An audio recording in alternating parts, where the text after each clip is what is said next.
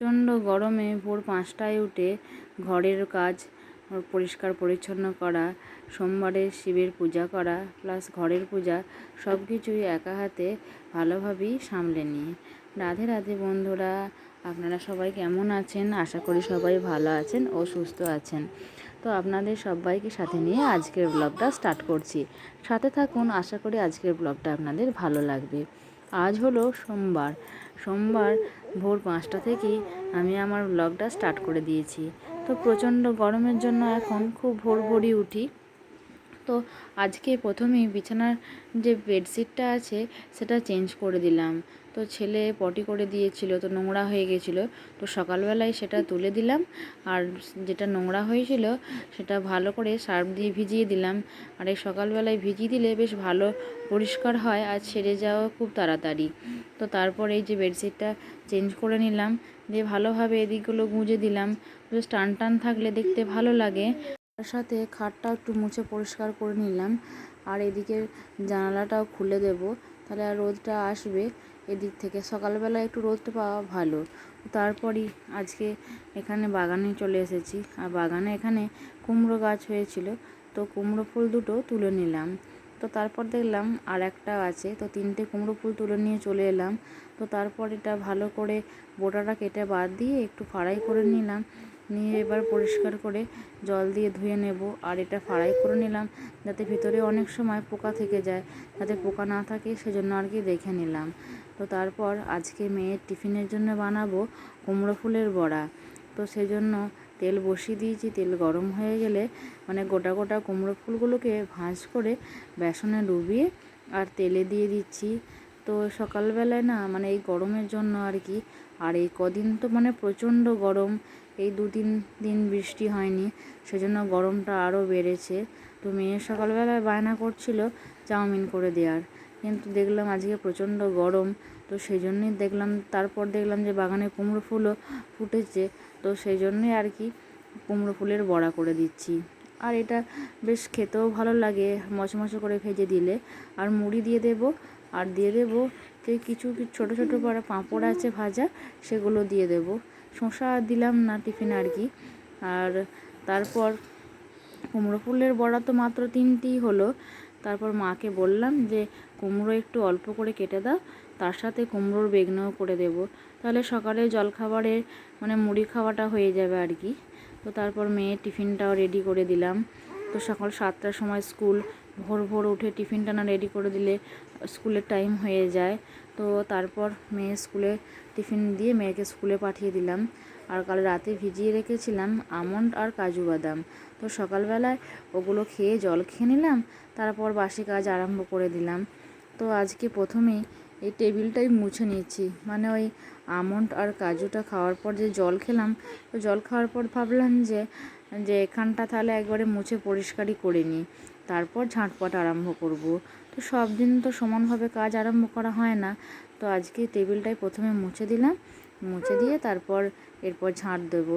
তারপর ঝাঁট দিতে গিয়ে দেখলাম যে কালকে রাতের দিকে খুব গরম ছিল, তো এমনি সিলিং পাখার সাথে এই ব্যাটারির পাখাটাও রাতে চালানো হয়েছিল, তো সেই জন্য একদম চার্জ দিয়ে দিলাম। আর চার্জ দিয়ে রাখলে এমনি সুবিধা হয়, আর না হলে তো নষ্টও হয়ে যাবে। আর এত গরমে ছেলে রাত্রেবেলায় এত ঘেমে যাচ্ছিল যে মাঝে মধ্যে ওকে ব্যাটারির পাখাটা দিতে হচ্ছিলো, সেই জন্য একদমই চার্জটা নষ্ট হয়ে গেছিলো। তো তারপর ছেলে এখন ঘুমাচ্ছে, আর সেই সুযোগে আমি ঘরটাও ঝাড় দিয়ে নিচ্ছি। আর কারেন্টটাও এখন আছে, তো আমাদের রুমগুলো না একটু বাইরের আলো খুব একটা এই ডাইনিংয়ের দিকটা আসে না। এই রুমের যা জানলাগুলো আছে এইগুলো দিই, ডাইনিংয়ের এই সাইডটা ওই বেসিনের দিকটা জানলাটা বুজে গেছে, তো সেই জন্য ডাইনিংয়ের দিকটা না একদম অন্ধকার টাইপের আর কি। তো তারপরে এই দিকে রান্নাঘরের পূব দিকে জানলা দিয়ে রোদও চলে এসেছে। তো আজকে ভোর 5টা থেকেই প্রায় রোদ উঠে গেছে। আর সকালবেলায় ভোর উঠলে কি হয়, আমার অনেকটা কাজ হয়, কিন্তু আমি যেই উঠবো তারপর ঠাকুরের সেবার পরই না ছেলে উঠে পড়ে, তো কাজ ধরা হয় না। তো তারপর মেয়ের টিফিন রেডি করে মেয়েকে স্কুলে পাঠিয়ে আমি কিছু খেয়ে তারপর ছেলে ততক্ষণে উঠে যায়, সেজন্য কাজও আর ধরতে পারি না। তো ছেলেকে ঘুম পাড়িয়ে দিয়ে তারপর বাসি কাজ আরম্ভ করি। তারপরে এই যে এতগুলো রুম আছে, ডাইনিং, রান্নাঘর সব পরিষ্কার পরিচ্ছন্ন করে ঝাঁটপাট দিতে গেলে কি হয়, অনেকটা সময় লেগে যায়। তো তারপর মাঝে আবার ছেলের খাবার তৈরি করা আছে। আর এদিকে ছেলে মানে বেশিক্ষণ ঘুমায় না, একটুখানি ঘুমিয়েই সকালের দিকে উঠে পড়ে। তো তারপর দেখতে গেলাম যে ছেলে ঘুমাচ্ছে নাকি, তো দেখলাম যে ছেলে উঠে পড়েছে। তারপর আর কি ছেলেকে উঠিয়ে নিয়ে এসে মায়ের কাছে দিয়ে বললাম যে একবার ধরো, ততক্ষণে আমি রুমগুলো সব মুছে নিই। আর ছেলেকে একবার তো না ধরলে কাজ হয় না। ছেলে এখন তো খুবই দুষ্টু হয়েছে, বিছানায় যদি শুয়ে রাখি সে তো উবুর হয়ে উল্টে একদম ধারে চলে আসে। তো সেজন্য তো ভরসা পাই না যে শুয়ে রেখে কাজ করব।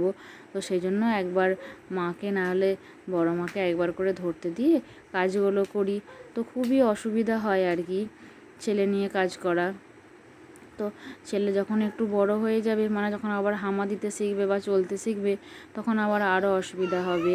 তো আজকে হচ্ছে সোমবার, একটু তাড়াতাড়ি ছিল, কেননা শিব পুজো করব, তারপর রুম যে গোপালের সেবা আছে, অন্যান্য ঠাকুরের পূজা আছে, সেজন্য সকালের কাপড়টা একবারে তুলে নিয়ে এসে চেয়ারেতেই রেখে দিয়েছি যে ঘরটা মুছে নিই, তারপর স্নান করে নেব।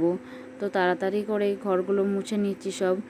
আর এদিকে আমার ডাইনিংটা মোছা হয়ে গেল। মুছে নিয়ে এই সামনের যে মানে রুমের সামনের যে অংশটা, সেটা ধুয়ে দিলাম একদম। তারপর এখানটা ধোয়া হয়ে গেলে আমি এবার যে ভাবলাম যে তাহলে এই আলমারিটা একটু নোংরা হয়েছিল, মানে এই কাঁচটা বারে বারে ছেলে হাত দেয়, তো সেজন্য একদম জলের ছাপ পড়ে গিয়েছিল আর কি। মানে মুখে হাত দেয় আর এই কাঁচে হাত দেয়, একদম নোংরা হয়ে গেছিলো। তো সেজন্য ভাবলাম যে এখানটা একটু মুছে পরিষ্কার করে দিই। তারপর এটা সেটা নোংরা তো হয়েই থাকে, তো কাঁচগুলো একটু পরিষ্কার করে মুছে দিলে বেশ চকচক করে আর দেখতেও বেশ ভালো লাগে। আর এই যে খাঁজটা আছে, এখানটা তো ঝাঁট দিলেই ধুলো পড়ে, আর ধুলো পড়লে কি হয়, সাদা হয়ে থাকে আর দেখতেও না খুব বাজে লাগে। তো সেজন্য একদম মুছে পরিষ্কার করে দিলাম। আর এদিকে যে আলনাটা আছে, ওই আলনাটাতে সব মেয়ের জামা প্যান্টগুলো গুছিয়ে রাখি। তো স্নান করার আগে ভাবলাম যে মেয়ের জামা প্যান্টগুলো এখানে সব গুছিয়ে রেখে দিই। তো স্নান করার সময় কি করে, যখন যেটা প্রয়োজন হয় একটা করে টেনে নেয়। তো সেই জন্য আর কি ওই সব জামা কাপড়গুলো হুড় করে সব পড়ে যায়, সেজন্য আর কি একটু গুছিয়ে দিলাম। তো তারপরে আমি স্নান সেরে নিলাম, আমার স্নান হয়ে গেল। এরপর পূজায় বসবো। স্নান না হতে হতেই ছেলের দুপুরের যে ঘুমানো, সেটা কমপ্লিট হয়ে গেল। মানে উঠে পড়লো তাড়াতাড়ি আর কি, মানে শুধু ঘুম পাড়িয়ে দিয়ে খালি স্নানটা করেছি, তার মধ্যেই আবার উঠে পড়লো। তো তারপর আমি আর কি করব, চুলটা ভালো করে ছাড়িয়ে ক্লিপ কেটে আর সিঁদুরটা পরে নিলাম। তো তারপর আবার পূজা করতে বসলাম। আজকে সোমবার, তো সোমবারে শিবকে প্রথমে ঘি, মধু, দুধ দিয়ে স্নান করাই, স্নান করিয়ে দিয়ে ভালো করে মুছে পরিষ্কার করে দিয়ে তারপর পূজা করি। তো প্রথমে ঘি আর মধু মাখিয়ে দিলাম, তারপর দুধ দিয়ে স্নান করাচ্ছি। আর আমাদের বাড়িতে তো গরু আছে, দুধটা মানে যেদিন চাইবে সেদিনই পাওয়া যায় আর কি। তো আমি তো গোপাল সোনাকেও দুধ দিয়ে স্নান করাই। আর সময় পেলে না পঞ্চামৃত করে রাখি। তো এখন সময় পাইনি বলতে ছেলেকে নিয়ে এতটাই ব্যস্ত হয়ে আছি যে একটু পঞ্চামৃত বানিয়ে রাখবো স্নান করানোর জন্য, তার আর সময় পাইনি আর কি। তো যাই হোক, দুধ দিয়ে স্নান করালাম এবারে। তো তারপর ভালো করে শিব ঠাকুরটা মুছে আর বসিয়ে দিলাম। এরপর পূজা করব আর কি। তো তার আগে একটু চন্দন মানে পেটে নিলাম। তো বেলপাতায় চন্দন দিয়ে তারপর শিবকে অর্পণ করব। তো সেই জন্য আর কি চন্দনটা গুলে নিচ্ছি। তো এদিকে আমার চন্দনটা গোলা হয়ে গেল, তারপর বেলপাতায় লাগিয়ে শিব ঠাকুরকে অর্পণ করে দিলাম। আর আমাদের শিব ঠাকুর তো বেলপাতাতেই তুষ্ট, মানে কথাতেই আছে না যে তিনি একটি বেলপাতাতেই তুষ্ট। তো বেলপাতা না দিলে মানে শিবের পুজো ঠিক ভালো লাগে না আর কি। তারপর কলকে ফুল দিয়ে ভালোভাবে সাজিয়ে দিলাম। তো এদিকে আমার শিব পূজা কমপ্লিট হয়ে গেল। তারপর আমি আমার গোপাল সোনাদেরও স্নান করিয়ে দেব। তো গোপাল সোনাদেরও স্নান করিয়ে দিয়ে তারপর একবারে সেবা দেব।